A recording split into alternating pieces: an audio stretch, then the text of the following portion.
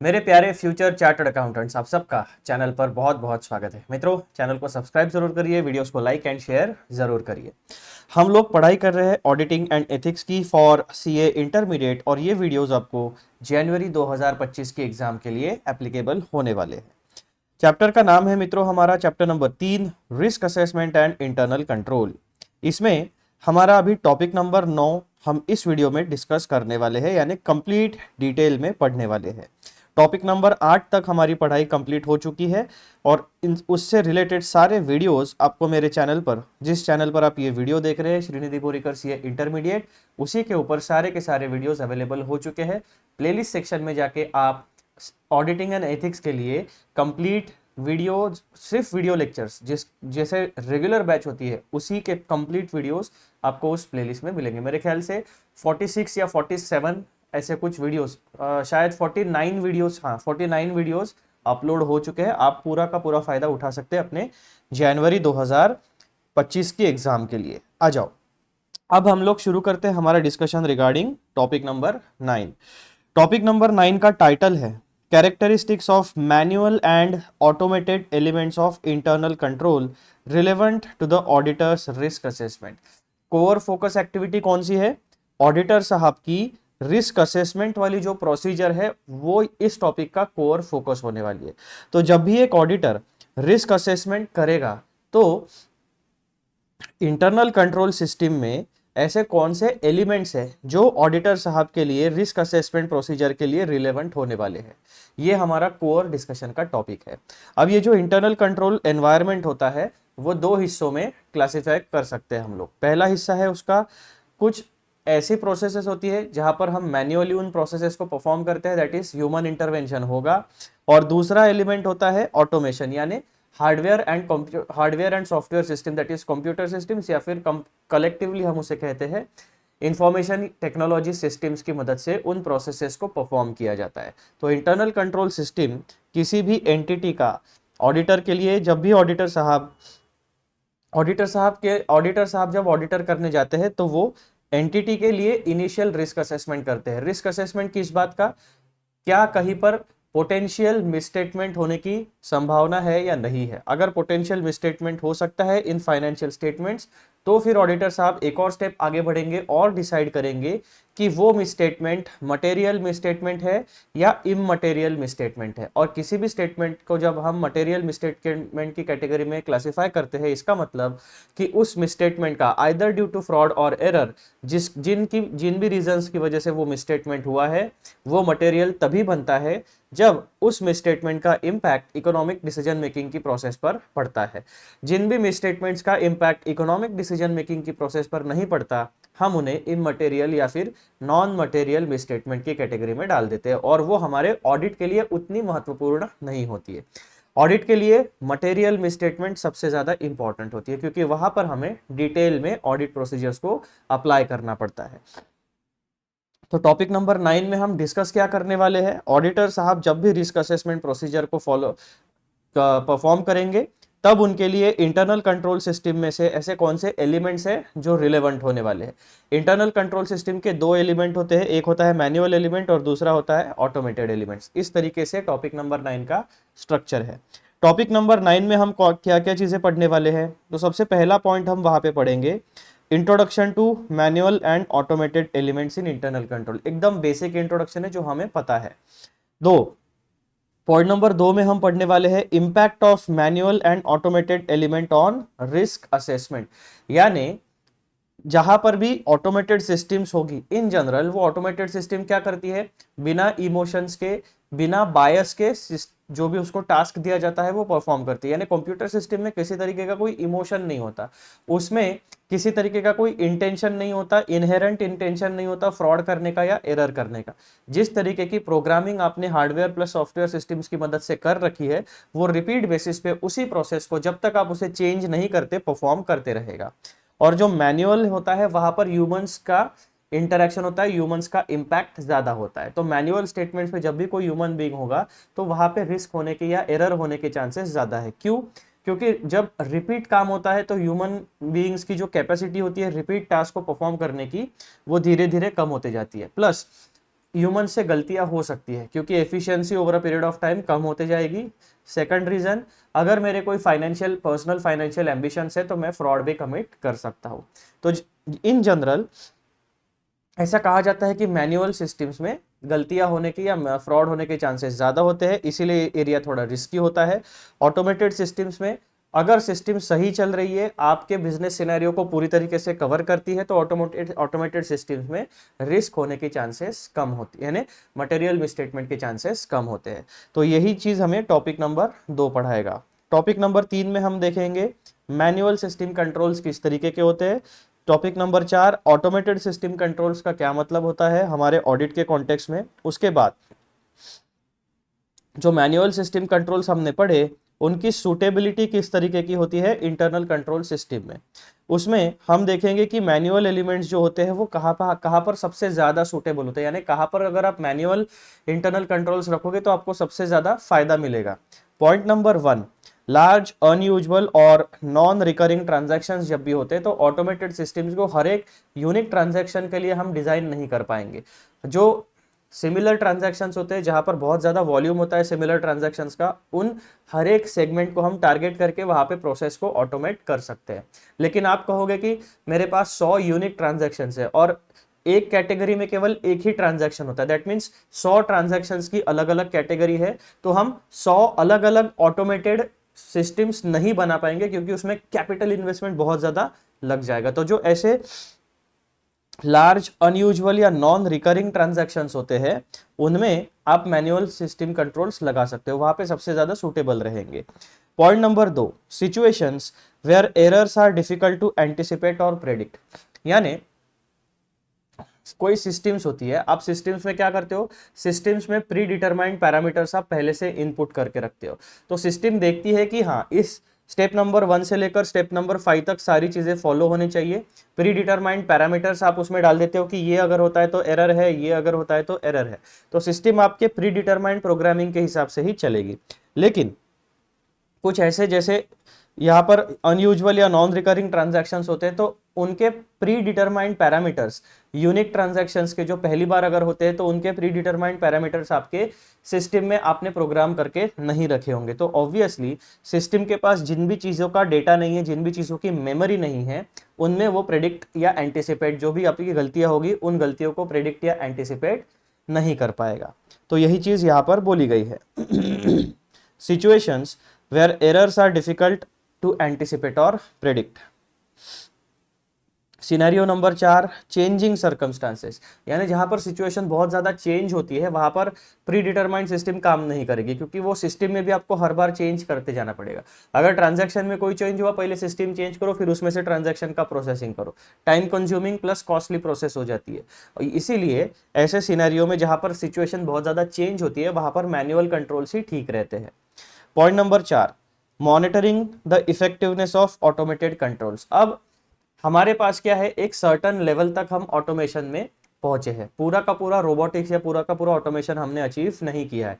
तो इसीलिए जहां पर भी आप ऑटोमेटेड सिस्टम्स इंप्लीमेंट कर भी दोगे कंप्यूटर प्लस हार्डवेयर सिस्टम्स की मदद से, लेकिन फिर भी उनको मेंटेन करने के लिए, उनका रिपेयर्स एंड मेंटेनेंस करने के लिए और उन्हें सही तरीके से फंक्शनल रखने के लिए आपको ह्यूमन बींग्स की मदद लगने ही वाली है। तो इंटरनल कंट्रोल का जो मॉनिटरिंग वाला एस्पेक्ट होता है वहां पर भी आपको ह्यूमन बींग्स की मदद लगेगी, दैट मीन्स मैनुअल कंट्रोल्स की मदद लगने वाली है।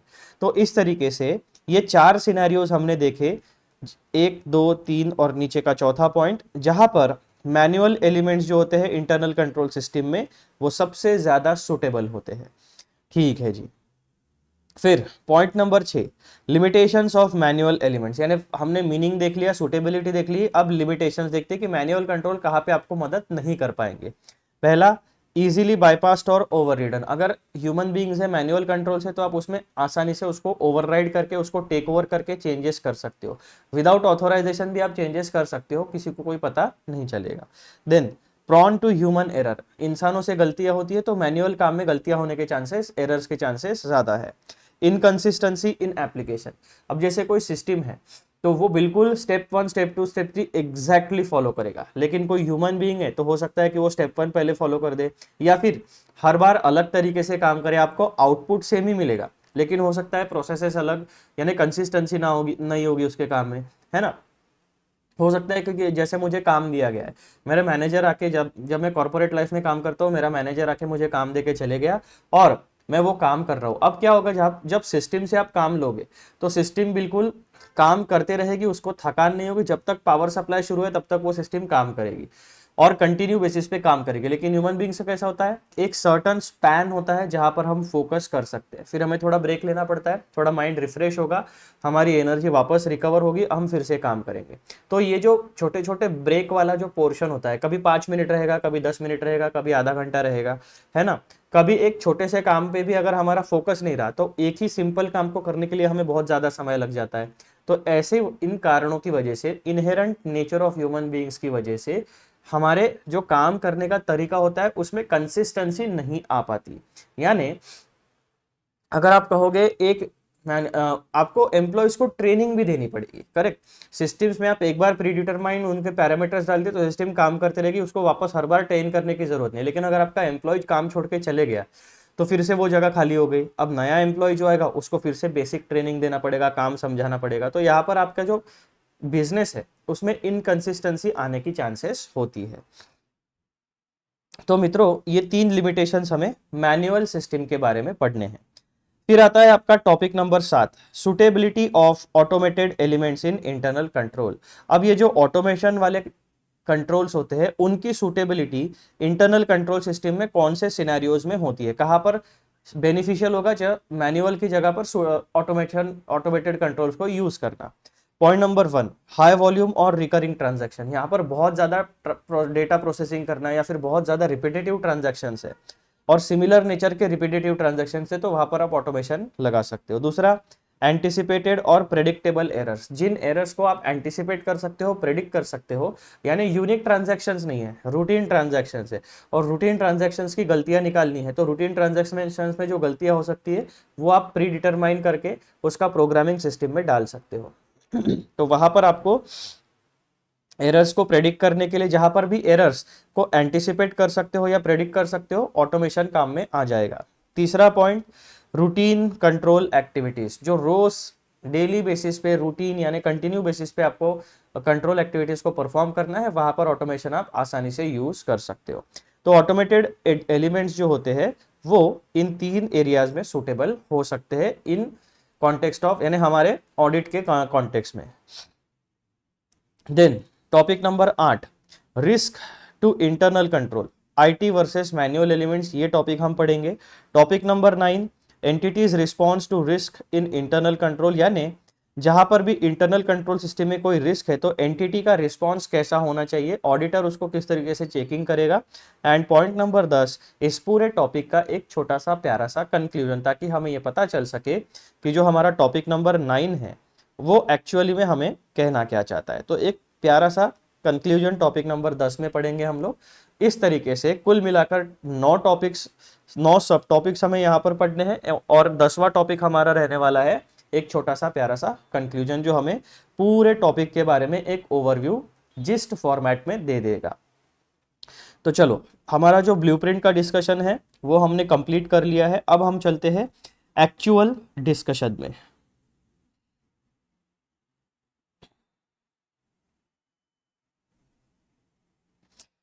लो जी, पहुंच गए हम हमारे एक्चुअल डिटेल्ड नोट्स में।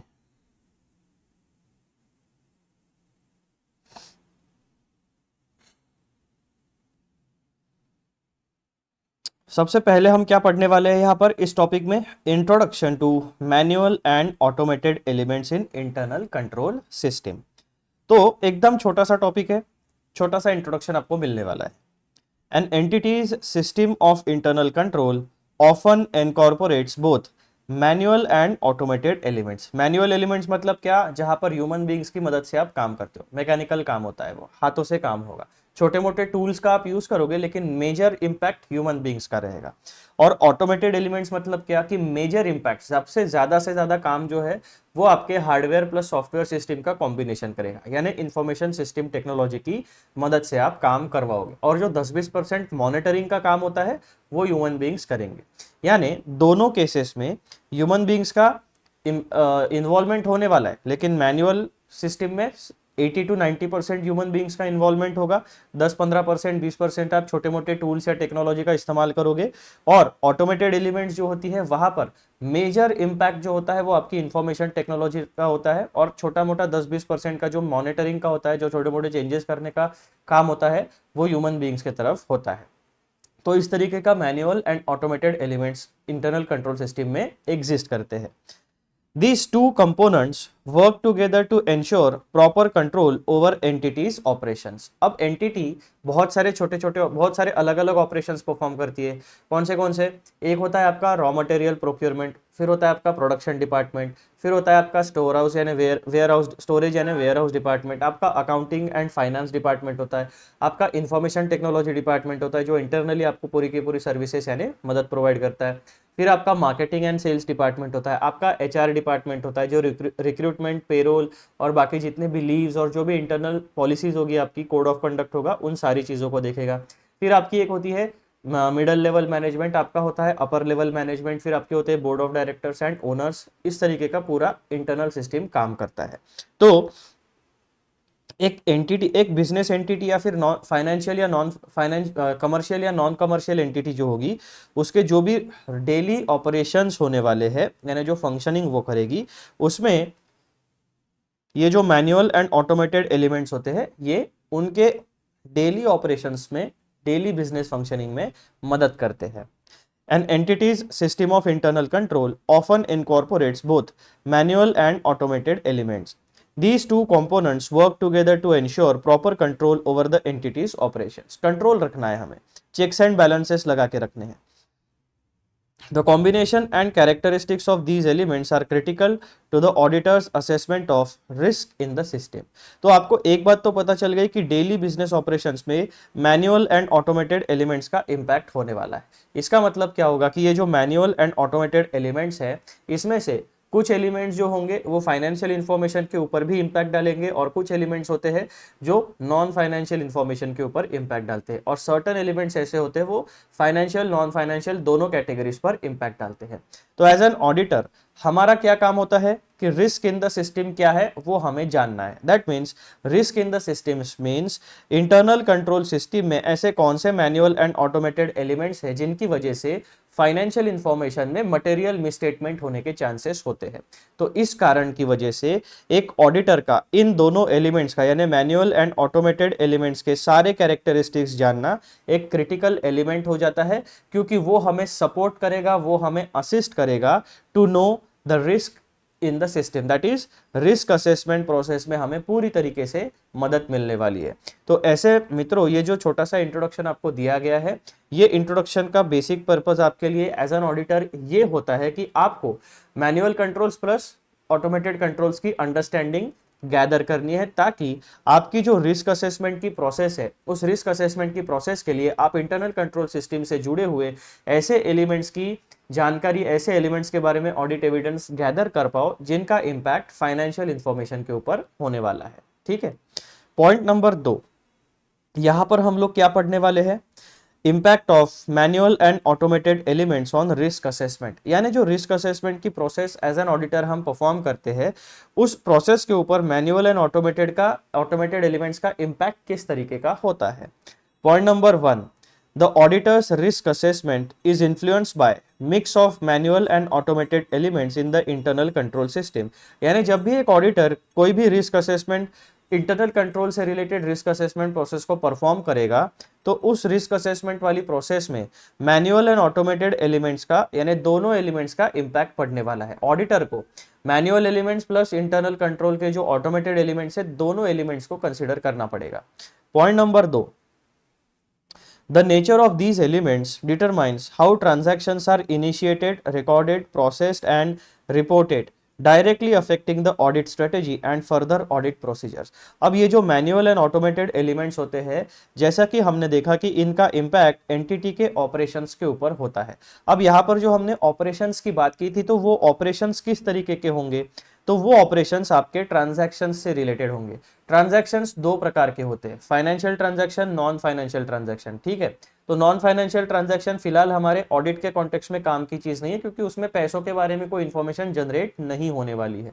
हमारा मेन फोकस क्या होता है, ऐसी इंफॉर्मेशन जो फाइनेंशियल स्टेटमेंट्स में रिकॉर्ड होने वाली है, उसी इंफॉर्मेशन का के ऊपर फाइनेंशियल स्टेटमेंट के ऑडिट का पूरा पूरा फोकस होता है। तो ये चीज आपको पता चल गई कि जो भी एंटिटी के ऑपरेशंस होंगे उन ऑपरेशन से दो प्रकार की इंफॉर्मेशन जनरेट होगी, financial information, non financial. Non financial वाली इंफॉर्मेशन को हटा दो फिलहाल के लिए, फाइनेंशियल इंफॉर्मेशन के ऊपर फोकस रखते हैं। अब ये जो एंटिटी के ऑपरेशंस होते हैं वो फाइनेंशियल ट्रांजैक्शंस से रिलेटेड होते हैं। फाइनेंशियल ट्रांजैक्शन से रिलेटेड एंटिटी के अंदर कौन सी प्रोसेस होती है, ट्रांजैक्शन को इनिशिएट करना, ट्रांजैक्शन को रिकॉर्ड करना, ट्रांजैक्शन को प्रोसेस करना एंड ट्रांजैक्शन को फाइनेंशियल स्टेटमेंट में रिपोर्ट करना। ठीक है, ये चार प्रकार के ऑपरेशंस एक एंटिटी ट्रांजैक्शन से रिलेटेड परफॉर्म करती है। और ये जो चारों प्रोसेसेस है, initiation, recording, processing and reporting, इनका डायरेक्ट इंपैक्ट होता है ऑडिट की स्ट्रेटेजी पर एंड फर्दर ऑडिट प्रोसीजर्स पर। क्योंकि जब भी एक ऑडिटर रिस्क असेसमेंट करेगा तो वो ये देखेगा ट्रांजैक्शन के initiation, recording, processing and reporting में कितने प्रकार के मैनुअल कंट्रोल्स लगे हैं और कितने प्रकार के ऑटोमेटेड कंट्रोल्स लगे हैं, और फिर वो इन दोनों का कंबाइंड रिस्क असेसमेंट करेगा और ये डिटरमाइन करेगा कि potential risk of material misstatement manual controls की वजह से ज्यादा है या फिर ऑटोमेटेड एलिमेंट्स की वजह से ज्यादा है। उसके बेसिस के ऊपर हमारी ऑडिट स्ट्रेटेजी डिसाइड होती है, और जहां पर भी मटेरियल मिसस्टेटमेंट होने के चांसेस सबसे ज्यादा है यानी पोटेंशियल रिस्क है, वहां पर हम फर्दर ऑडिट प्रोसीजर्स अप्लाई करते हैं। तो जो इंपैक्ट हमें लोगों को समझना था वो इन दो पॉइंट्स में, और यानी बेसिकली पॉइंट नंबर 1, 2, 3, इन तीन पॉइंट्स को मिला के हमें पूरा का पूरा इंपैक्ट समझ में आ गया है। ठीक है, तो इस तरीके से आपको पूरा समझ के चलना पड़ेगा। फिर पॉइंट नंबर 3 क्या कहता है, topic number 3, manual system controls. Manual controls are traditional human operated processes. ठीक है, अब यहां पर आपको एक छोटी सी डेफिनेशन मिल गई है मैनुअल कंट्रोल की। क्या होता है, manual controls are traditional human operated processes, यानी प्रोसेस मतलब एंटिटी के ऑपरेशन कौन से होते हैं, इनिशिएशन, ऑपरेशंस में क्या क्या चीजें इंक्लूड होती है, ट्रांजैक्शन का इनिशिएट करो, रिकॉर्ड करो, प्रोसेस करो, रिपोर्ट करो। तो जब भी मैनुअल सिस्टम आप बात करते हो तो ये traditional manual controls are traditional human operated processes, यानी प्रोसेस नंबर 1, 2, 3 एंड 4, इन चारों प्रोसेसेस में ह्यूमन काम करेंगे, ऑटोमेटेड सिस्टम काम नहीं करेंगे। ये बेसिक मीनिंग हो गया आपके मैनुअल सिस्टम्स की डेफिनेशन का। Examples include approvals, transaction reviews, reconciliation and follow-up actions for any discrepancies found in those reconciliations. These controls require judgment and can adapt to unusual or unforeseen transaction. अब ये जो manual system controls होते हैं वहां पर आप लोगों के लिए कुछ एग्जाम्पल्स इन्होंने दिए कि कौन से किस प्रकार के काम में आप मैनुअल सिस्टम इंटरनल कंट्रोल्स में लगा सकते हो। तो सबसे पहला क्या हो गया, अप्रूवल, किसी चीज को अगर अप्रूव करना है, किसी ट्रांजैक्शन को अप्रूव करना है, किसी ट्रांजैक्शन का रिव्यू करना है, ठीक है, रिकंसिलिएशन करना है, जैसे हम बैंक रिकंसिलिएशन स्टेटमेंट बनाते हैं, और इस रिकंसिलिएशन के बारे में अगर कोई फॉलोअप एक्शन लेना है, कोई डिस्क्रिपेंसी है उसके बारे में कोई फॉलोअप एक्शन लेना है, तो ऐसे केसेस में मैनुअल सिस्टम ऑफ कंट्रोल सबसे ज्यादा इफेक्टिव एंड एफिशिएंट होती है, क्योंकि ये यूनिक ट्रांजैक्शन है, यहाँ पर कुछ भी एरर हो सकता है और हर एक परम्यूटेशन एंड कॉम्बिनेशन का हम प्री डिटरमाइंड प्रोग्रामिंग सिस्टम में डालकर नहीं रख सकते। तो ठीक है मित्रों, manual system of controls audit के कॉन्टेक्स्ट में हमें बस इतनी बात ध्यान में रखनी है कि manual controls are traditional human operated processes. Examples include approvals, transaction reviews, reconciliations, follow-up actions for any discrepancies found in those reconciliations. These controls require judgment and can adapt to unusual, unforeseen circumstances. तो ये suitability भी आपको इन्होंने manual control system की बता दी। जहां पर भी स्पेसिफिक ह्यूमन जजमेंट की जरूरत पड़ने वाली है वहां पर मैनुअल काम आपको करना पड़ेगा, और जो भी अनयूजुअल या अनफोर्सिन सर्कमस्टांसेस होते हैं बिजनेस में उसको उन चीजों के साथ अगर आपको अडेप्ट करना है तो manual system of internal control ही सबसे बेस्ट पॉसिबल ऑप्शन आपके लिए अवेलेबल होता है। Topic number 4, automated system controls. Automated controls, often embedded in IT systems, consist of programmed procedures and rules that control how transactions are recorded, processed and reported. तो basically हमने जो transaction को initiate, record, process and report करने की processes को जाना था, जहां पर हम मैन्युअल या ऑटोमेटेड एलिमेंट्स लगा सकते हैं, उसी बात को यहाँ पर बताया गया कि जो भी ट्रांजैक्शन के बारे में काम होता है, ट्रांजैक्शन को रिकॉर्ड करना, प्रोसेस करना या रिपोर्ट करना, उसमें हम ऑटोमेटेड कंट्रोल्स यानी आईटी सिस्टम्स की मदद लेते हैं। Automated controls often embedded in IT systems consist of programmed procedures and rules that control how transactions are recorded, processed and reported. These controls can function independently or work alongside manual controls. For example, automated systems may trigger alerts when certain thresholds are reached or when specific criteria are met. यानी जहां पर भी potential risk या error को anticipate करने की बात होती है, तो हमारी जो आईटी सिस्टम्स होती है, हम उस सिस्टम में कुछ प्री डिटरमाइंड क्राइटेरिया सेटअप करके रखते हैं। जैसे कि यहां पर इन्होंने दिया है, फॉर एग्जांपल ऑटोमेटेड सिस्टम्स में ट्रिगर अलर्ट्स, यानी अगर किसी परचेस का कोई ट्रांजैक्शन है, तो जो एम्प्लॉयज होते हैं परचेस डिपार्टमेंट में, उनके पास एक सर्टन ऑथोराइजेशन होता है। हो सकता है कि उनको 10,000 रुपए तक अगर परचेस करना है तो किसी का कोई अप्रूवल लेने की जरूरत नहीं है। फिर 25,000, 10,000 के ऊपर जितने भी ट्रांजैक्शन है उनके लिए अप्रूवल लेना है। तो जब भी कोई एम्प्लॉय परचेस डिपार्टमेंट से 10,000 से ज्यादा का अप्रूवल, 10,000 से ज्यादा का परचेस करेगा, तो ऑटोमेटिकली वो जो ट्रांजैक्शन का डेटा है उसके लिए एक अलर्ट क्रिएट होगा और आपके मैनेजर के जो भी उनका सिस्टम लॉगिन आईडी रहेगा उसमें दिखेगा कि ये रिक्वायरमेंट आई है। 10,000 से अगर कम है तो वो ऑटोमेटिकली अप्रूव सिस्टम से हो जाएगा, किसी मैनेजर के अप्रूवल की या उसके रिव्यू की जरूरत नहीं पड़ेगी। ये बेसिक चीजें होती है। उसके बाद अलर्ट मतलब क्या कि आपका एक वेंडर है जिससे आप मटेरियल परचेस करते हो, आपने एक प्री डिटरमाइंड प्राइस, साल भर के लिए एक फिक्स प्राइस आपने डिटरमाइन कर ली है और उस वेंडर से आपने कॉन्ट्रैक्ट किया कि एक साल में, एक फाइनेंशियल ईयर में आप जितना भी परचेस करोगे इस फिक्स्ड प्राइस के ऊपर परचेस करोगे। तो जब आपके पास एक प्री डिटरमाइंड एग्रीमेंट है, परचेस एग्रीमेंट है, उस परचेस एग्रीमेंट का सारा डेटा आपने अपने सिस्टम में डाल के रखा है। तो एज जो आपका एक स्पेसिफिक वेंडर है जिसका पूरा डेटा आपके सिस्टम में है, तो जब भी उस वेंडर से मटेरियल आएगा आपके फैक्ट्री या बिल्डिंग में आएगा, तो जब आप उसका डेटा एंट्री करोगे तो आपका जो सिस्टम है वो प्री डिटरमाइंड एंट्री, जो आपका एग्रीमेंट होता है परचेस का, उस प्री डिटरमाइंड एग्रीमेंट के साथ उस जो इनवॉइस वो भेजेगा मटेरियल के साथ, तो प्री डिटरमाइंड एग्रीमेंट प्लस आपका जो करंट परचेस का इनवॉइस होता है, इन दोनों को सिस्टम मैच करेगा। अगर इन दोनों के सारे क्राइटेरिया आपके मैच हो गए तो ट्रांजैक्शन पास हो जाएगा। या फिर प्राइस में अगर कोई चेंजेस है, क्वांटिटी में अगर कोई चेंजेस है, या फिर टैक्सेशन में आपका कोई इनवॉइस में अलग है, आपके सिस्टम में अलग है, तो वो क्या करेगा, उस ट्रांजैक्शंस को रिव्यू के लिए डाल देगा। तो रिव्यू आपको मैन्युअली फिर करना पड़ेगा। तो ऑटोमेटेड सिस्टम्स में ऐसे चेक्स एंड बैलेंसेस होते हैं, अप्रूवल्स के लिए अलर्ट्स होते हैं, एरर्स या बाकी चीज़ों को आइडेंटिफाई करने के लिए। तो ऑटोमेटेड सिस्टम में अभी हम लोगों ने 100% एफिशिएंसी गेन नहीं की है किसी भी ऑर्गेनाइजेशन ने। वहां पर आपको ऑटोमेशन के साथ साथ ह्यूमन आपको एक आदमी को बिठाना ही पड़ेगा उस सिस्टम को मॉनिटर या कंट्रोल करने के लिए। तो ऑटोमेटेड सिस्टम कंट्रोल्स क्या होते हैं मित्रों? Automated controls often embedded in IT system consist of programmed procedures and rules that control how transactions are recorded, processed and reported. तो एज एन ऑडिटर आपको आईटी सिस्टम का ऑडिट नहीं करना है, आपको आईटी सिस्टम के उस एस्पेक्ट का ऑडिट करना है जो ट्रांजैक्शंस के रिकॉर्डिंग, प्रोसेसिंग एंड रिपोर्टिंग वाले एरिया के ऊपर इंपैक्ट डालता है। These controls can function independently or work alongside manual controls. Independently भी काम कर सकते हैं या फिर आपको मैनुअल कंट्रोल्स लगाने हैं तो आप एक्स्ट्रा मैनुअल कंट्रोल्स लगा भी सकते हो।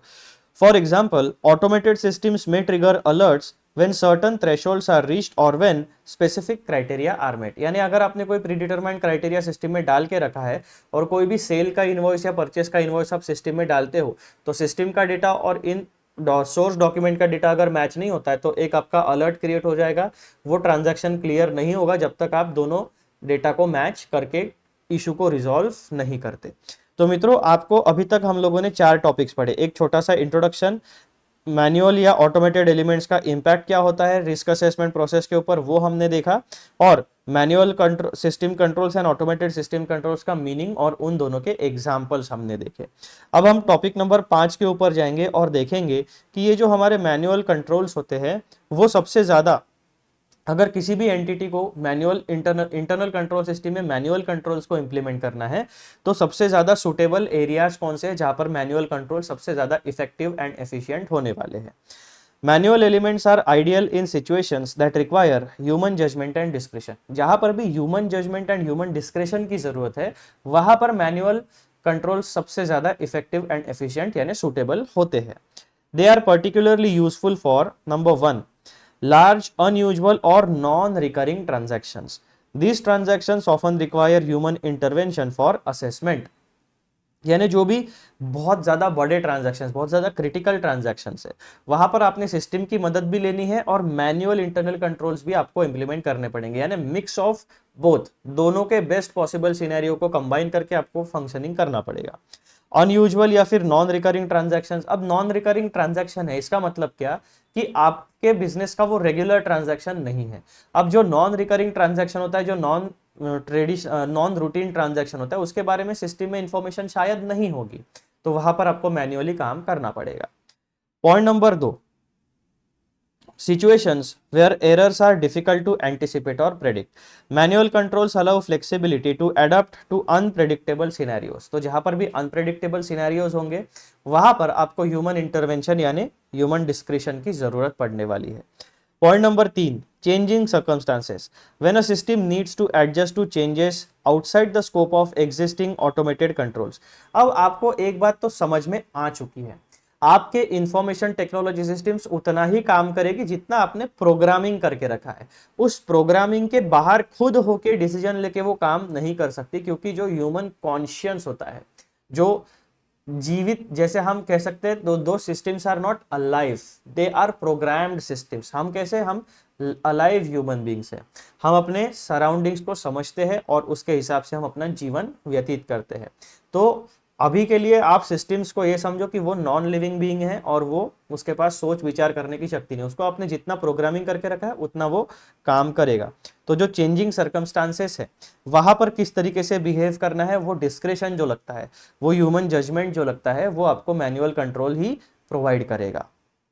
Point number 4, monitoring the effectiveness of automated controls.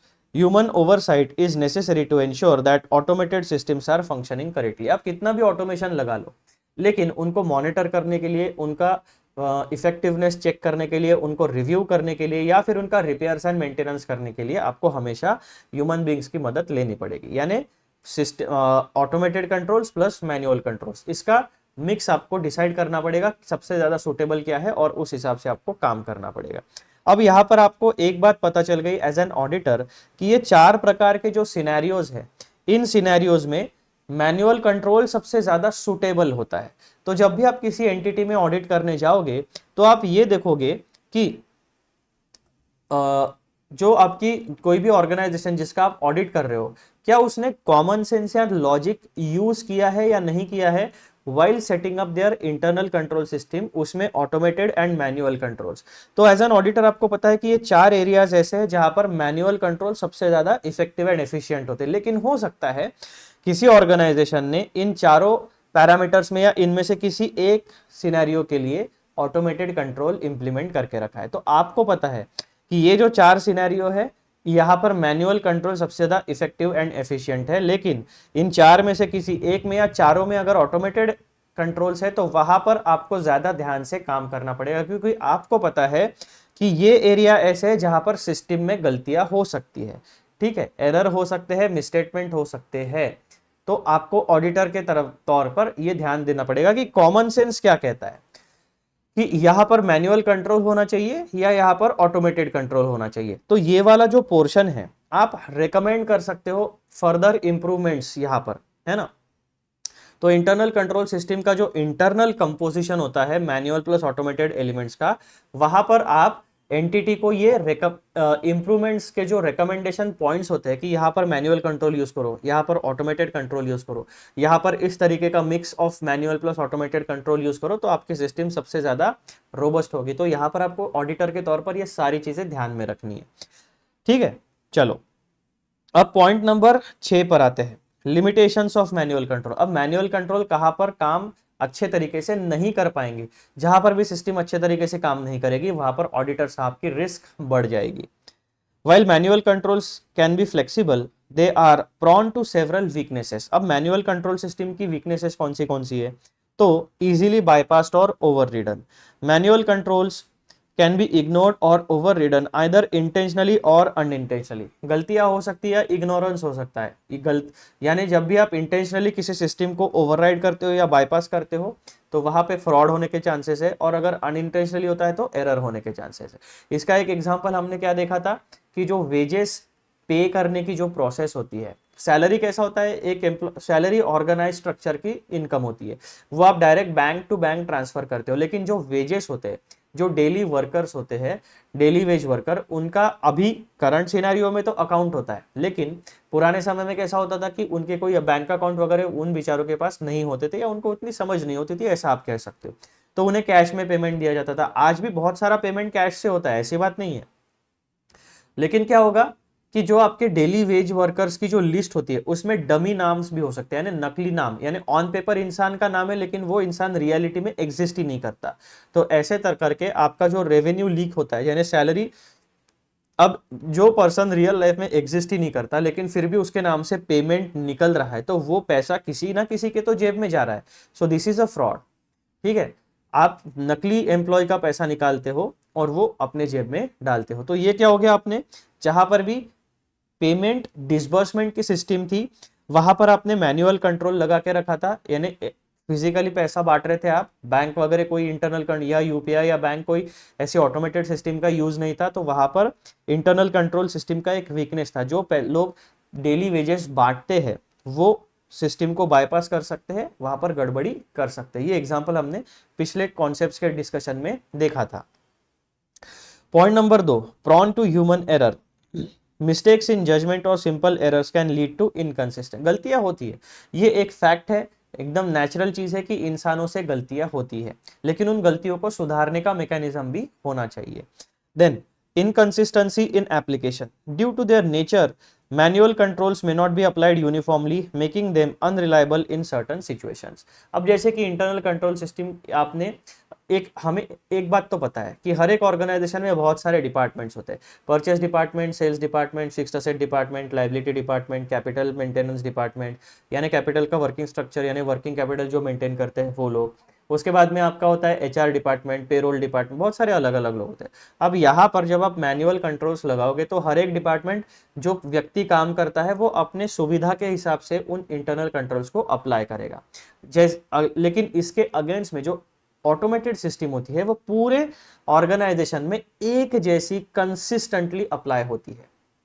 जहां पर भी ह्यूमन इंटरवेंशन आ जाता है तो हमारा हमारा नेचर ही उस तरीके का होता है कि हम एग्जैक्टली सेम चीज नहीं कर पाए, थोड़ा बहुत डिफरेंस आ जाएगा। और जब भी आप थोड़ा बहुत डिफरेंस के साथ किसी प्रोसेस को इंप्लीमेंट करते हो तो वहां पर आपको आपके काम में इनकंसिस्टेंसी जनरेट होगी, और हो सकता है कि वहां से जनरेट होने वाला डेटा थोड़ा बहुत अनरिलायबल भी हो। तो ये 3 एरिया में ऑडिटर के लिए मैनुअल सिस्टम के जो इंटरनल कंट्रोल सिस्टम में जो मैनुअल कंट्रोल्स होते हैं, इन 3 एरियाज में मटेरियल मिसस्टेटमेंट होने के चांसेस ज्यादा है। तो ये 3 एरियाज रिस्की है, यहां पर ऑडिटर को फर्दर ऑडिट प्रोसीजर्स अप्लाई करनी पड़ेगी। ठीक है, तो जहां पर भी आपको ऐसे लिमिटेशंस दिखते हैं वहां पर आपको डिटेल में काम करना पड़ेगा। Point number 7, suitability of automated elements in internal control. अब ऐसे कौन से एरियाज है जहां पर ऑटोमेटेड कंट्रोल सबसे ज्यादा सुटेबल है। जैसा हमने ऊपर में देखा था कि ये 4 एरियाज ऐसे हैं यहां पर मैनुअल एलिमेंट सबसे ज्यादा सुटेबल है, क्योंकि वहां पर ह्यूमन जजमेंट एंड डिस्क्रेशन की जरूरत पड़ती है। अब हम देखेंगे कि पूरे ऑर्गेनाइजेशन में ऐसे कौन से एरियाज होते हैं, ऐसे कौन से ट्रांजैक्शंस होते हैं जहां पर ऑटोमेटेड एलिमेंट सबसे ज्यादा सुटेबल होते हैं। Automated elements are best suited for situations where consistency and reliability are paramount। यानी आप एक बात देखो, बहुत इंपॉर्टेंट बात अभी हम डिस्कस कर रहे हैं ऐसे कौन से एरियाज है जहां पर मैनुअल एलिमेंट्स सुटेबल होते हैं, ठीक है, ऐसे कौन से एरियाज है जहां पर मैनुअल कंट्रोल सुटेबल होते हैं, जहां पर ह्यूमन जजमेंट एंड डिस्क्रेशन की जरूरत हो, ऐसे एरियाज में मैनुअल कंट्रोल सबसे ज्यादा सुटेबल होते हैं। ऐसे कौन से एरियाज है जहां पर ऑटोमेटेड कंट्रोल सुटेबल होते हैं, तो जहां पर भी हमें कंसिस्टेंसी एंड रिलायबिलिटी सबसे ज्यादा इंपॉर्टेंट होती है, उन एरियाज में हमारे लिए ऑटोमेटेड एलिमेंट सबसे ज्यादा इंपॉर्टेंट होते हैं। तो यहां पर आपकी आंखों के सामने मैंने आपको दो एरियाज ब्रॉड जो फॉर्मूला आपको लगाना है कि सुटेबिलिटी ऑफ मैनुअल एलिमेंट्स और ऑटोमेटेड एलिमेंट्स, तो ये दो क्राइटेरिया आपके एकदम फंडामेंटल कोर क्राइटेरिया है। जहां पर ह्यूमन जजमेंट एंड डिस्क्रेशन की जरूरत है, मैनुअल एलिमेंट्स, जहां पर कंसिस्टेंसी रिलायबिलिटी सबसे ज्यादा इंपॉर्टेंट है, वहां पर ऑटोमेटेड एलिमेंट्स। ठीक है, इस तरीके से आपको स्ट्रक्चर्ड फॉर्मेट में इन चीजों को याद रखना है। Automated elements are best suited for situations where consistency and reliability are paramount. They are particularly effective for number one, high volume और रिकरिंग ट्रांजैक्शंस, जहां पर भी बहुत ज्यादा ट्रांजैक्शंस है, बहुत ज्यादा यानी वॉल्यूम ऑफ ट्रांजैक्शंस बहुत ज्यादा है, नंबर ऑफ ट्रांजैक्शंस बहुत ज्यादा है और रिपीटेटिव ट्रांजैक्शंस बहुत ज्यादा होते हैं, वहां पर ऑटोमेटेड सिस्टम्स एकदम सही तरीके से काम करती है। Automated controls can efficiently process and manage large volumes of transactions with minimal error. इसकी वजह से हमें ऑटोमेटेड सिस्टम्स मददगार होती है। Point number 2, anticipated or predictable errors. Automated systems can be programmed to prevent or detect errors based on predetermined parameters, ensuring greater control. तो जहां पर भी errors जो है या आपके जो भी problems है वो लिमिटेड इन नंबर होते हैं, जिनको आप एंटिसिपेट कर सकते हो, जिनको प्रेडिक्ट कर सकते हो, बहुत ज्यादा डायनामिक या चेंज होने वाली सिचुएशन नहीं है। ऐसे सिनेरियोज में आप एरर्स को आसानी से प्रेडिक्ट या एंटिसिपेट कर सकते हो। तो वहां पर ऑटोमेटेड सिस्टम सही तरीके से काम करती है, प्री डिटरमाइंड प्रोग्रामिंग आप वहां पे कर सकते हो। Point number 3, routine control activities. Automated controls are ideal for repetitive tasks where procedures can be designed and programmed, eliminating the need for manual intervention.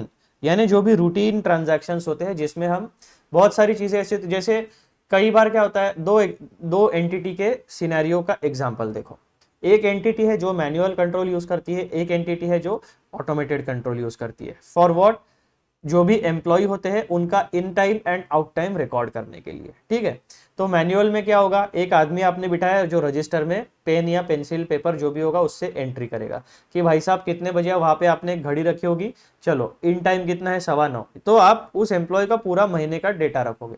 As oppose to ये routine activity हो गई आपकी, रोज एम्प्लॉय आने वाले काम करने के लिए रोज उनकी प्रेजेंटी लगानी है, रोज उनका टाइम इन टाइम आउट देखना है, ताकि आपको ये पता चल सके कि उसने रोज कितने घंटे आपके ऑर्गेनाइजेशन में टाइम स्पेंड किया है। ठीक है, तो दूसरा जगह पे क्या होता है, बायोमेट्रिक्स होता है। अब उस आदमी को आपने हटा दिया, या तो आपके पास पंच कार्ड हो गए, या तो आपको अपना थंब या कोई भी फिंगर होगा वो जो आपने सिस्टम में डाला है वो उस सिस्टम में रखो, स्क्रीन के ऊपर रखो, वो स्कैन करेगा, ऑटोमेटिकली आपकी प्रेजेंटी लगा देगा, in time out time record कर देगा और आपका पूरा ऑटोमेटेड डेटा जनरेट हो जाएगा।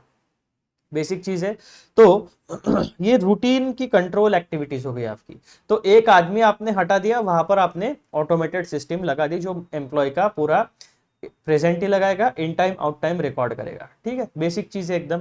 तो ये एक एग्जांपल हो गया। इसके अलावा भी और ऐसी बहुत सारी एक्टिविटीज होती है ऑर्गेनाइजेशन में जो रूटीन कंट्रोल एक्टिविटीज होती है, जहां पे आप ऑटोमेशन का यूज कर सकते हो।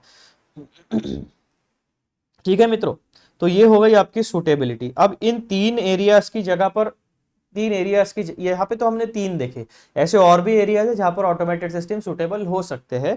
आपको यहाँ पर आइडिया देने के लिए तीन एग्जांपल दिए हैं। ठीक है, लेकिन आपका सबसे कोर डिसीजन जो होगा कि ऑटोमेशन कहाँ पे काम आ सकता है, तो कंसिस्टेंसी रिलायबिलिटी जहां पर सबसे ज्यादा इंपॉर्टेंट है, वहां पर आप ऑटोमेटेड एलिमेंट्स यूज कर सकते हो। और कंसिस्टेंसी एंड रिलायबिलिटी के साथ साथ हाई वॉल्यूम ऑफ ट्रांजैक्शंस या recurring transaction, anticipated errors and routine control activities, ये तीन एरियाज ऐसे होते हैं जहां पर सबसे ज्यादा सुटेबिलिटी होती है कि आप उन प्रोसेसेस को ऑटोमेट कर दो। आपके लिए हाईली इफेक्टिव एंड एफिशिएंट ये चीजें होने वाली है। देन टॉपिक नंबर 8 क्या आता है मित्रों, risk to internal control, IT versus manual. The risk associated with internal controls vary based on whether the controls are manual और ऑटोमेटेड। अब बेसिक चीज है ये एकदम, कंट्रोल्स अगर मैनुअल है तो रिस्क के पैरामीटर्स अलग होंगे, कंट्रोल्स अगर ऑटोमेटेड है तो रिस्क के पैरामीटर्स अलग होंगे, रिस्क कितनी है, कम है, ज्यादा है, ये भी मैनुअल एंड ऑटोमेटेड सिस्टम के ऊपर डिपेंड करेगा। Point number 2, IT systems bring inherent risk like cyber security threats, system failures और प्रोग्रामेटिक एरर्स। तो ऑटोमेटेड सिस्टम में क्या क्या रिस्क हो सकती है, आपके साइबर सिक्योरिटी की थ्रेट हो सकती है, यानी हैकिंग हो सकता है, साइबर अटैक हो सकता है, कुछ भी हो सकता है। आपके सिस्टम फेलियर हो सकता है, यानी हार्ड डिस्क क्रैश हो गई, सिस्टम क्रैश हो गया, पावर सप्लाई प्रॉपर नहीं रहा तो सिस्टम आपका काम नहीं करेगा। या फिर प्रोग्रामेटिक एरर्स, यानी जो आपने सॉफ्टवेयर सिस्टम बनाई है उसमें कुछ प्रॉब्लम्स है। तो इस तरीके की रिस्क ऑटोमेटेड कंट्रोल से रिलेटेड हो सकती है। While manual controls face risk of human error and manipulation, यानी ह्यूमन से गलतियां हो सकती है तो एरर होने के चांसेस ज्यादा है, और मैनिपुलेशन यानी फ्रॉड होने के चांसेस भी है। सिस्टम जो होती है, जब तक कोई ह्यूमन बीइंग उस सिस्टम को हाईजैक करके कुछ फ्रॉड नहीं करेगा तब तक सिस्टम खुद होके फ्रॉड नहीं करती है। तो जो ऑटोमेटेड सिस्टम होती है वहां पर फ्रॉड के चांसेस कम होते हैं, अगर किसी ह्यूमन ने उसको हाईजैक कर लिया है, हैक कर लिया है तो बात अलग है, अदरवाइज सिस्टम खुद से फ्रॉड कमिट नहीं करेगी। लेकिन जो मैनुअल कंट्रोल्स होते हैं जहां पर ह्यूमंस का बहुत ज्यादा इंटरवेंशन होता है, वहां पर एरर भी हो सकते हैं और मैनिपुलेशन भी हो सकता है। The characteristics of an entity's information system, whether manual or IT based, determine how it mitigate this risk। अब यहां पर देखो, यहां पर हम लोगों ने अभी तक 7 टॉपिक्स पढ़ लिए हैं, ठीक है, सॉरी 8 टॉपिक्स हम लोगों ने पढ़ लिए। अब इन 8 टॉपिक्स को पढ़ने के बाद आपको क्या क्या अंडरस्टैंडिंग आई। सबसे पहले तो आप लोगों ने बेसिक अंडरस्टैंडिंग प्राप्त किया, मैनुअल एंड ऑटोमेटेड एलिमेंट्स क्या होते हैं। हमारा मेन टाइटल क्या है, characteristics of manual and automated elements of internal control relevant to the auditor's risk assessment. यानी हमारा जितना भी स्टडी मटेरियल बनाया गया है एक ऑडिटर साहब यानी ऑडिट के कॉन्टेक्स्ट में बनाया गया है, एंटिटी के कॉन्टेक्स्ट में प्रिपेयर हमने स्टडी मटेरियल नहीं किया है। तो जो भी अंडरस्टैंडिंग लेंगे वो अंडरस्टैंडिंग हमें मदद करने वाली है फॉर रिस्क असेसमेंट प्रोसेस। हमारा मेन मुद्दा क्या होता है, फाइनेंशियल स्टेटमेंट का ऑडिट करो, ऑडिट एविडेंस गैदर करो, रीजनेबल एश्योरेंस जनरेट करो एंड ऑडिट ओपिनियन एक्सप्रेस करो इन प्रॉपर ऑडिट रिपोर्ट में, जो भी फॉर्मेट आपका होगा उसमें। उसके लिए हमें किन चीजों की जरूरत होती है, एंटिटी के एनवायरनमेंट या बिजनेस एनवायरनमेंट की हमें समझ होना जरूरी है। और जब हम बिजनेस एनवायरनमेंट की बात करते हैं एंटिटी के, तो उसमें इंटरनल कंट्रोल सिस्टम भी इंक्लूड हो जाती है। इंटरनल कंट्रोल सिस्टम में 2 प्रकार के कंट्रोल्स हो सकते हैं, मैनुअल कंट्रोल्स, ऑटोमेटेड कंट्रोल्स, या फिर mix of manual and automated controls. इस प्रकार का सिनेरियो होता है। तो इससे रिलेटेड हमने बेसिक इंट्रोडक्शन जान लिया, हमने ये जान लिया कि जो एंटिटी के रेगुलर ऑपरेशंस होते हैं उससे मैनुअल प्लस ऑटोमेटेड कंट्रोल्स की मदद से परफॉर्म किया जाता है। फिर दूसरे में हमें पता चला कि इम्पैक्ट क्या होता है, मैनुअल एंड ऑटोमेटेड कंट्रोल्स का इम्पैक्ट क्या होता है। तो हमें पता चला कि ट्रांजैक्शंस के initiation, recording, processing and reporting purposes के लिए इन दोनों कंट्रोल्स का इम्पैक्ट होता है। फिर हमने देखा कि मैनुअल सिस्टम का मतलब क्या है, ऑटोमेटेड सिस्टम का मतलब क्या है, और हमने मैनुअल सिस्टम की सूटेबिलिटी देखी, उसके लिमिटेशंस देखे। लिमिटेशंस का मतलब होता है वीकनेसेस, और जहां पर भी इंटरनल कंट्रोल सिस्टम में वीकनेसेस होंगे वहां पर वो रिस्की एरिया है, वहां पर हमें डिटेल में काम करना पड़ेगा। साथ साथ हमने ऑटोमेटेड सिस्टम की भी इंटरनल कंट्रोल सिस्टम का ऑटोमेटेड एलिमेंट होता है उसकी भी सूटेबिलिटी देखी। उसी के साथ साथ आईटी कंट्रोल्स के जो रिस्क होते हैं, है ना, यानी आईटी कंट्रोल से रिलेटेड रिस्क क्या क्या हो सकती है आपकी, cyber security, system failure and programmatic errors. In 3 area में लिमिटेशंस होते हैं, जैसे कि हमने यहाँ पर लिमिटेशन ऑफ मैनुअल एलिमेंट्स देखा, can be easily bypassed और overridden, prone to human error, inconsistency in application। ये हो गए आपके मैनुअल सिस्टम के लिमिटेशंस या वीकनेसेस। तो यहाँ पर रिस्की एरिया है। सिमिलरली जो हमारे आईटी कंट्रोल्स होते हैं यानी ऑटोमेटेड कंट्रोल्स होते हैं उनके वीकनेसेस क्या है, cyber security, system failures and programmatic errors. तो ये जो 3 एरियाज होते हैं मित्रों, इन 3 एरियाज में आप ऑडिटर के लिए रिस्क ऑफ मटेरियल मिसस्टेटमेंट होने के चांसेस ज्यादा है। तो इन 3 एरियाज में आपको डिटेल में काम करना पड़ेगा, डिटेल में ऑडिट एविडेंस गैदर करना पड़ेगा। ठीक है, अब हमें एक बेसिक अंडरस्टैंडिंग जो होता है इंटरनल कंट्रोल सिस्टम का, जिसमें manual controls plus automated controls होते हैं, उसका बेसिक अंडरस्टैंडिंग हमें आ गया, यानी जितना सफिशिएंट होना चाहिए एज एन ऑडिटर हमें आ गया है। अब हम ये देखेंगे कि जो भी हमने लिमिटेशंस देखे, जो भी हमने रिस्की एरिया देखे, वहां पर एंटिटी का, उस सिचुएशन में एंटिटी का रिस्पॉन्स क्या होना चाहिए कॉमन सेंस के हिसाब से। सो टॉपिक नंबर 9 हमारा आता है entity's response to risk in internal control. As an auditor हमने इंटरनल कंट्रोल सिस्टम की जानकारी हासिल की। मैनुअल प्लस ऑटोमेटेड कंट्रोल दो प्रकार में उनका क्लासिफिकेशन किया। अब हमें यह देखना है कि जो भी मैनुअल सिस्टम के लिमिटेशंस है एंड ऑटोमेटेड सिस्टम के लिमिटेशंस है यानी ऑटोमेटेड कंट्रोल्स के, वहां पर जो रिस्क निर्माण होती है उस रिस्क को मिटिगेट करने के लिए एंटिटी का रिस्पॉन्स कैसा होना चाहिए, यह भी एक ऑडिटर को सोचना पड़ेगा। अगर एंटिटी ने अप्रोप्रिएट रिस्पॉन्स नहीं दिया है तो वो आपके ऑडिट में एक क्वेरी, एक जायज, एक जेन्युइन क्वेरी बनती है। ठीक है। Point number 1, entities must establish effective internal controls based on their information systems to manage risk.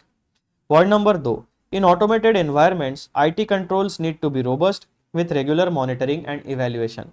यानी जो भी ओवरऑल बिजनेस में जो भी रिस्क होती है एंटिटी की, जिन रिस्क का इंपैक्ट उनकी फाइनेंशियल पोजीशन के ऊपर पड़ने वाला है, वहां पर एंटिटी ने प्रॉपर इंफॉर्मेशन सिस्टम्स को इंप्लीमेंट करना चाहिए या फिर मैनुअल कंट्रोल को इंप्लीमेंट करना चाहिए। पॉइंट नंबर 2 क्या कहता है, in automated environments IT control need to be robust, यानी जो आपका प्रोग्रामिंग है आपने पूरे डिटेल में विचार विमर्श करके फिर अपना प्री डिटरमाइंड प्रोग्राम तैयार करना चाहिए with regular monitoring and evaluation. यानी ऑटोमेटेड सिस्टम आपने लगा के तो रखी है लेकिन फिर भी मैनुअल कंट्रोल आपको लगने वाला है। कौन से एरिया में, आईटी कंट्रोल्स को मॉनिटर करने में एंड उसका इवैल्यूएशन करने में, जो कि एक रेगुलर प्रोसेस है। वहां पर आपको मैनुअल कंट्रोल्स यानी ह्यूमन इंटरवेंशन लगने वाला है। तो आईटी कंट्रोल के साथ साथ मॉनिटरिंग एंड इवैल्यूएशन भी आपको लगाना पड़ेगा, जो कि मैनुअल कंट्रोल्स के कैटेगरी में क्लासिफाई होता है। Point number 3, in manual systems human oversight, judgment and periodic reviews become essential to ensure controls effectiveness. अब जब हम मैनुअल सिस्टम्स की बात करते हैं तो 2-3 पॉइंट्स है। कौन से, human oversight, judgement and periodic reviews, ये 3 बातें, यानी उसको फिर से रिव्यू करो, उसका फिर से एनालिसिस करो और उस सिस्टम्स को प्रॉपर फंक्शनिंग रखो। तो human oversight, judgement and periodic reviews, ये 3 चीजों में एंटिटी को प्रॉपरली रिस्पॉन्ड करना चाहिए। Point number 4, organizations should tailor their control strategies according to the risk posed by their reliance on either manual or internal control systems. यानी जो भी आपके सिस्टम की लिमिटेशंस है, उन लिमिटेशंस, उन वीकनेसेस को खत्म करने के लिए आप प्रॉपर अपने सिस्टम्स को बार बार रिव्यू करो, उनको इंप्रूव करते चले जाओ। जैसे जैसे आपका बिजनेस सिनेरियो बदलेगा आपको सिचुएशनल एनालिसिस करना पड़ेगा, सिचुएशन के हिसाब से अपने manual plus internal control systems को फिर से अपडेट करते रहना पड़ेगा।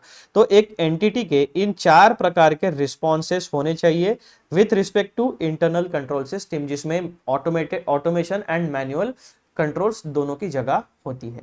अब हम आते हैं मित्रों इस पूरे के पूरे टॉपिक के कंक्लूजन के ऊपर, जो कि हमारा आखिरी पॉइंट है। कंक्लूजन क्या कहता है, the integration of manual and automated elements in an internal control system brings a balance of flexibility and consistency.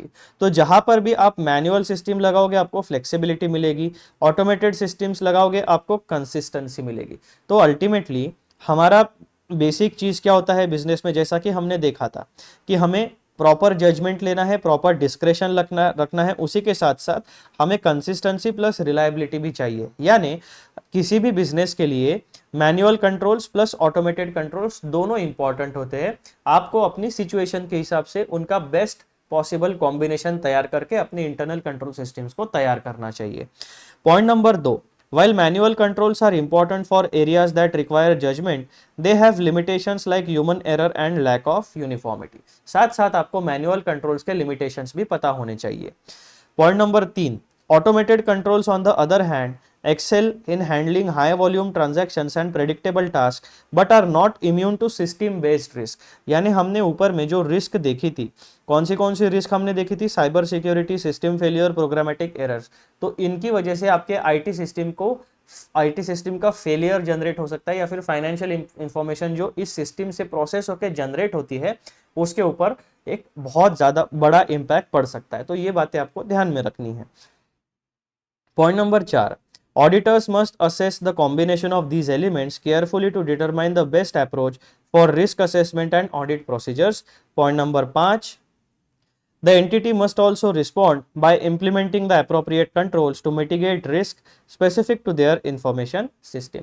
यानी पूरा का पूरा कंक्लूजन क्या कहता है मित्रों, आपकी जो इंटरनल कंट्रोल सिस्टम होती है वहां पर आपको human judgement, discretion, flexibility, consistency and proper system चाहिए। तो इंटरनल कंट्रोल सिस्टम के जो दो हिस्से हैं उन दो हिस्सों को आप मैनुअल कंट्रोल्स या ऑटोमेटेड कंट्रोल्स में क्लासिफाई कर सकते हो और आपके बिजनेस सिनेरियो के हिसाब से आपको डिसाइड करना है कि कहां पर सबसे ज्यादा सुटेबिलिटी है मैनुअल कंट्रोल्स की, कहां पर सबसे ज्यादा सुटेबिलिटी है ऑटोमेटेड कंट्रोल्स की, और ऐसे कौन से एरियाज है जहां पर ये दोनों कंट्रोल्स को हमें इन अ कॉम्बिनेशन यूज करना पड़ेगा। इसी के साथ साथ manual controls plus automated controls के लिमिटेशंस या वीकनेसेस क्या क्या है वो आपको पता चलने चाहिए, क्योंकि वीकनेस या लिमिटेशन की वजह से ही सिस्टम में रिस्क जनरेट होती है। उस रिस्क को मिटिगेट करने के लिए आपको अपने सिस्टम में प्रॉपर फंक्शनिंग यानी जो उनके लिमिटेशन है उनको कम से कम लेवल पे लाना पड़ेगा।